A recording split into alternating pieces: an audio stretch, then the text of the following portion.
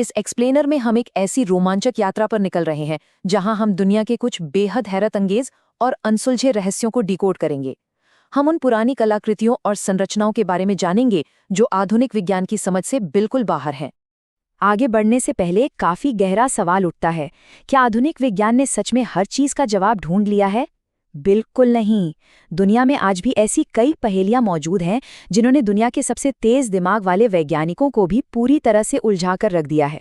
तो चलिए सबसे पहले चलते हैं यो नागुनी की तरफ, जो पानी के नीचे छिपा एक बहुत बड़ा रहस्य है। कहानी शुरू होती है 1980 के दशक के आखिर में। जापान के योनागुनी द्वीप के ठंडे और गहरे पानी में एक गोताखोर शार्क ढूंढ रहा था और अचानक इसे समुद्र की तलहटी में एक विशाल संरचना दिखाई दी।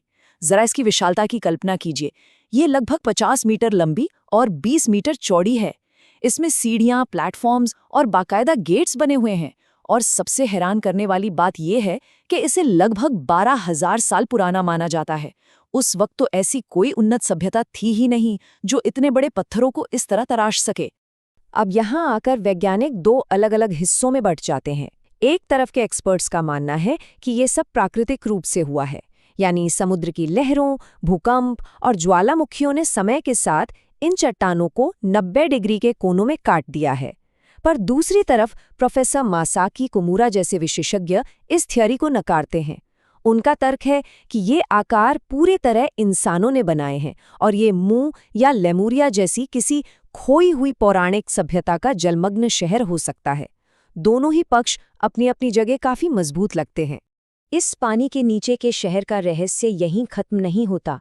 जब गोताखोर वहां जाते हैं तो उन्हें अक्सर अजीब मैग्नेटिक एनोमलीज का अनुभव होता है। वहां जाते ही कैमरा और कंपास जैसे इलेक्ट्रॉनिक उपकरण अचानक से काम करना बंद कर देते हैं। क्या इस जगह पर कोई अज्ञात ऊर्जा मौजूद है? ये बात इसे और भी ज्यादा रहस्यमयी बना देती है। समुद्र की गहराइयों से बाहर निकलकर अब सीधे चलते हैं पेरू के रेगिस्तान की तपती रेत पर, जहां नाज़का लाइन्स हमारा इंतजार कर रही हैं।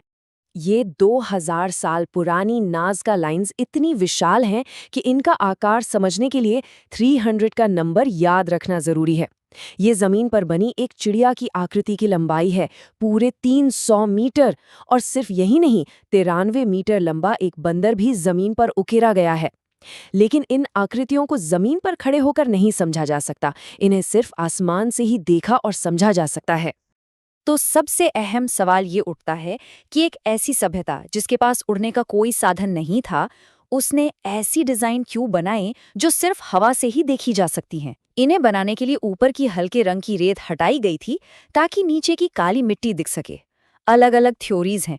कुछ मानते हैं कि सूर्य और तारों को ट्रैक करने वाला एक खगोलीय कैलेंडर था, या फिर सूखे रेगिस्तान में पानी के देवताओं को खुश करने के अनुष्ठान।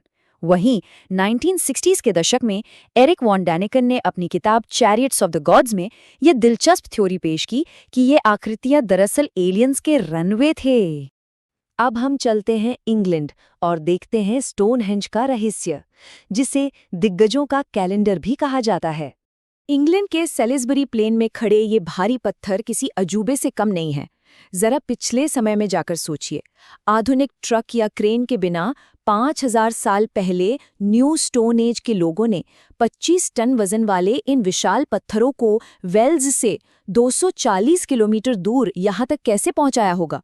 ये आधुनिक विज्ञान के लिए एक बहुत बड़ी पहेली है। ये एक साबित तथ्य है कि ये पत्थर समर सॉल्स्टाइस यानी ग्रीष्म संक्रांति के सूर्योदय के साथ एकदम सटीक रूप से मेल खाते हैं।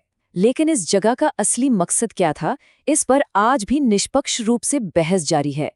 क्या ये एक प्राचीन वेधशाला थी या बीमारियों को ठीक करने की जगह? आसपास मिली कब्रों से ये एक कब्रिस्तान भी लगता है। और कुछ मान्यताएं तो यहाँ तक कहती हैं कि इसे जादूगर मर्लिन या एलियंस की मदद से बनाया गया था।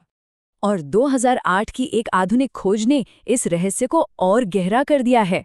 स्टडीज से पता चला है कि जब इन पत्थरों को पीटा जाता है तो इनमें से ऐसी गूंजती हुई ध्वनि निकलती है जैसे कोई लाइव रॉक कॉन्सर्ट चल रहा हो।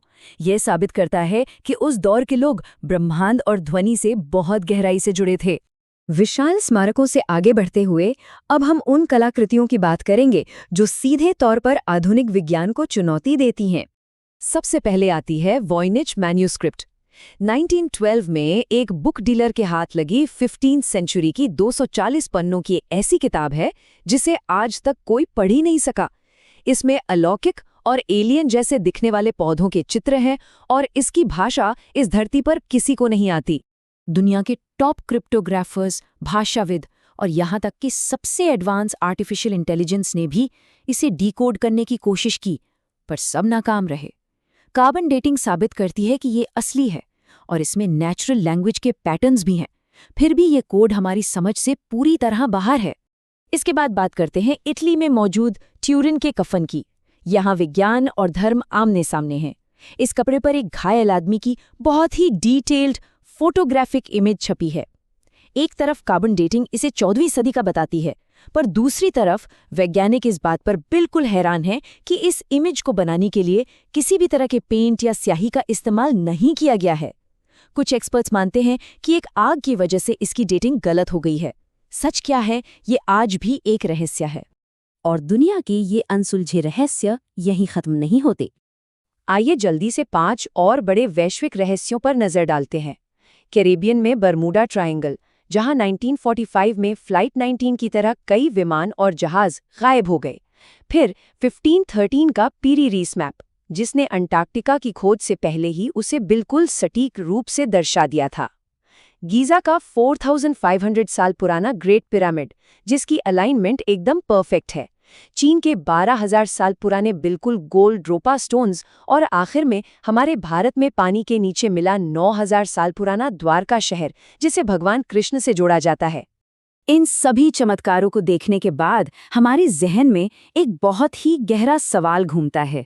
क्या ये सभी चीज़ें हमारे किसी भूले हुए अतीत की गूंज हैं, या फिर हमारे भविष्य के लिए छोड़ा गया कोई संदेश? जो भी हो, एक बात पक्की है, इस धरती पर हमारे सीखने और समझने का सफ़र अभी बिल्कुल खत्म नहीं हुआ है। इन अनसुलझे सवालों पर विचार करते रहिए।